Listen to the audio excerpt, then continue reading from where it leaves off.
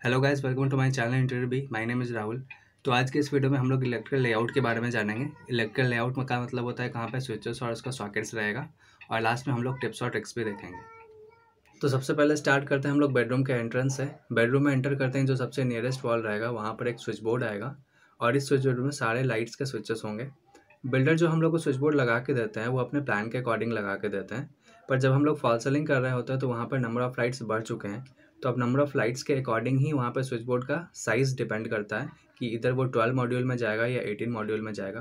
और उसका हाइट हम लोग कैसे कैलकुलेट करते हैं, तो जो स्विच बोर्ड का जो बेस होता है वहाँ से हम लोग फ्लोर का हाइट लेते हैं, कैलकुलेट करते हैं। तो यहाँ पर जो स्विच बोर्ड आएगा इसका हाइट 4 फीट पे रहेगा, और इस स्विच बोर्ड में एक स्विच कोव लाइट का रहेगा और बाकी जो पैनल लाइट लगा है उसका रहेगा। आप एक स्विच से मैक्स 2 या 3 कनेक्ट कर सकते हैं। अगर आपको स्विचेस कम पड़ रहा है तो उससे ज़्यादा आप कनेक्ट नहीं कर सकते हैं, बिकॉज़ वो लोड का इशू आ जाएगा। और इसमें एक स्विच आपका फ़ैन का रहेगा, लेकिन यहाँ पे रेगुलेटर नहीं रहेगा। रेगुलेटर का जगह कहीं और है, जिसको वीडियो में हम लोग बाद में जानेंगे। और यहाँ पे बाकी सॉकेट्स रहेगा। ये जो स्विच और सॉकेट होते हैं ये प्लेट में लगते हैं। प्लेट को फिर हम लोग बॉक्स में लगाते हैं जो वॉल के अंदर जाता है, जिसको हम लोग जीआई बॉक्स कहते हैं। तो जीआई बॉक्स लगाना बहुत इंपॉर्टेंट है। वहाँ पे अगर आप आयरन का बॉक्स लगा देंगे तो उसमें जंग लग जाएगा, जिसके कारण स्क्रू ढीला होने का चांसेस बढ़ जाता है। तो जीआई बॉक्स सबसे बेटर माना जाता है। तो थोड़ा सा कॉस्ट आपका बढ़ेगा, बट हमेशा जीआई बॉक्स ही लगाएं। नेक्स्ट जो स्विच बोर्ड है वो बेड के दोनों साइड टेबल के पास आएगा। तो इसके लिए आपके पास फर्नीचर लेआउट क्लियर होना चाहिए, जिसमें ये डिटरमाइन होना चाहिए कि बेड कहाँ पे आएगा और साइड टेबल का एग्जैक्ट पोजीशन क्या है। अगर वो पोजीशन क्लियर नहीं है और अगर आप वॉल पे पॉइंट दे देते हैं, स्विच बोर्ड दे देते हैं, तो क्या होगा कि बेड लगाने के बाद स्विच बोर्ड कभी बेड के पीछे छुप जाएगा या साइड टेबल के एकदम सेंटर में नहीं आके साइड में चला जाएगा। साइड टेबल के पास जो स्विच बोर्ड रहेगा उसका हाइट फ्लोर से 2 फीट रहेगा, और इस स्विच बोर्ड में एक सॉकेट रहेगा जिसको आप चार्जिंग पॉइंट के जैसा यूज़ कर सकते हैं। दूसरा, यहाँ पे वॉल लैंप का स्विच आप दे सकते हैं अगर आप वॉल लैंप यूज़ करते हैं तो। तीसरा, फ़ैन का रेगुलेटर यहाँ पे रहेगा, यहीं से आप फ़ैन का स्पीड को रेगुलेट कर सकते हैं या फिर उसको ऑन ऑफ कर सकते हैं। चौथा, यहाँ पे एमसीबी एसी का भी आप दे सकते हैं। एसी का जो एमसीबी वाला जो स्विच आता है वो आप यहाँ पे दे सकते हैं। चौथा, अगर आप यहाँ पे जो लैंप होता है उसको आप साइड टेबल पे प्लेस कर रहे हैं, यानी कि साइड टेबल पे आप लैंप रख रहे हैं, तो उसका एक स्विच बोर्ड हम लोग, मतलब उसका एक सॉकेट हम लोग साइड टेबल के पीछे बनाते हैं, ताकि वो वहाँ पे उसका जो प्लग हो आराम से लग जाए। अब अलग से आपको बार बार प्लग निकालना और डालना ना पड़े। तो प्लग वहाँ पे लगा के फिक्स हो जाएगा और उसका स्विच ऊपर वाले बोर्ड पे आ जाएगा। तो इस हिसाब से यहाँ पे इतना सारा चीज़ आप कैलकुलेट करके यहाँ पे स्विच बोर्ड आप बना सकते हैं। बेडरूम में एक पावर पॉइंट भी होना चाहिए, जिसमें आप हैवी अप्लायंसेस यूज़ कर सकते हैं, जैसे रूम हीटर हो गया, आयरन अगर करना है।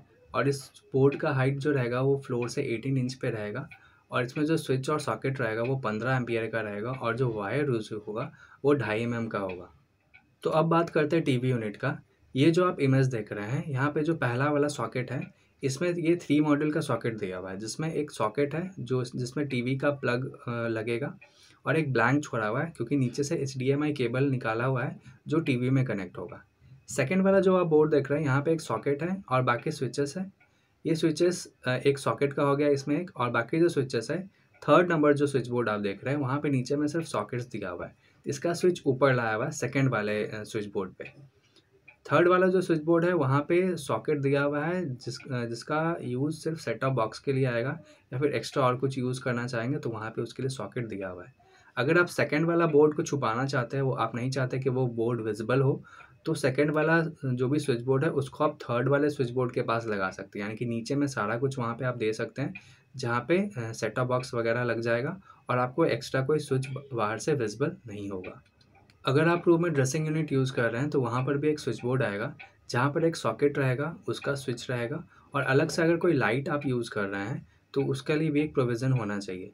सॉकेट इसलिए, अगर आप हेयर ड्रायर वगैरह यूज़ कर रहे हैं तो वहाँ पर वो काम आ जाएगा।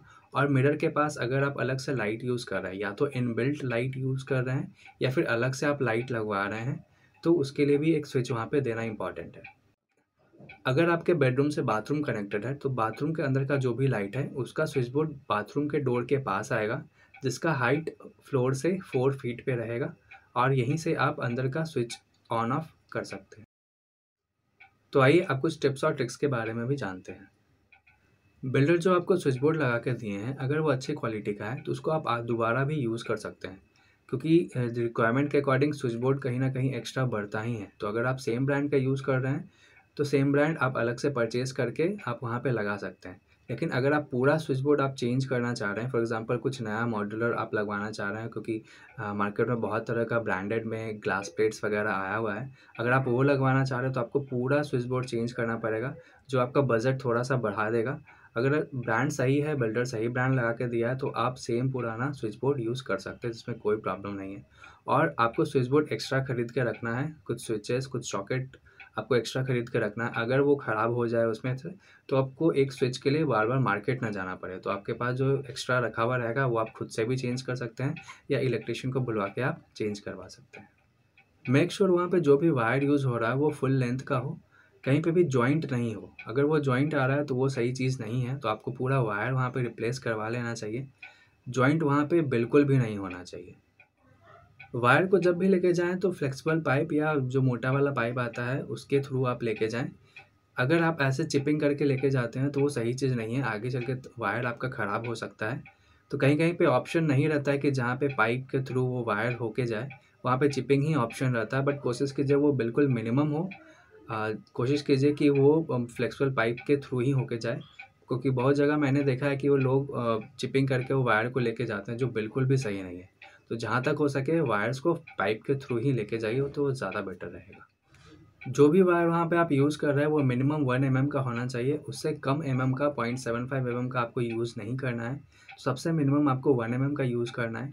लाइट्स का अगर आप दे रहे हैं पॉइंट, तो वहाँ पे 1 एमएम का वायर चाहिए। फ़ैन का अगर आप दे रहे हैं तो 1.5 एमएम आपको देना है, और अगर एसी के लिए अगर आप दे रहे हैं तो 2.5 एमएम से 4 एमएम तक आप दे सकते हैं, जो सबसे बेटर आपके लिए रहेगा। आई होप आपको सब कुछ अच्छे से समझ में आया। इंटीरियर रिलेटेड वीडियोज़ के लिए इस चैनल पे बने रहें, एंड थैंक्स फॉर वॉचिंग।